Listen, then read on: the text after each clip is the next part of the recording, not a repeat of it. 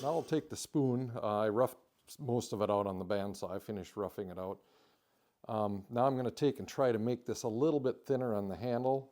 And then once we're done with that, we'll go to making the actual ladle part, scooping the part out for the bowl of the ladle. Put it in my shaving horse here. And using the draw knife, I'll try to take some of this pieces off to make it a little bit thinner.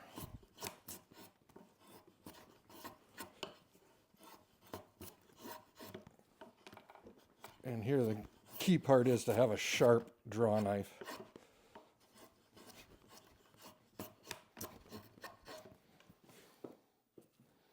A little bit more.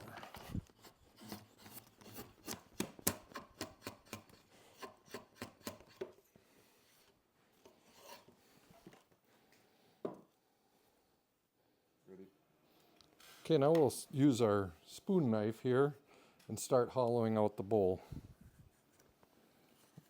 Going across the grain makes the nicest cuts.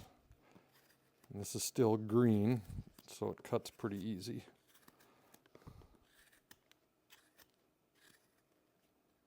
You obviously want to make sure your thumb is below the knife on the side there.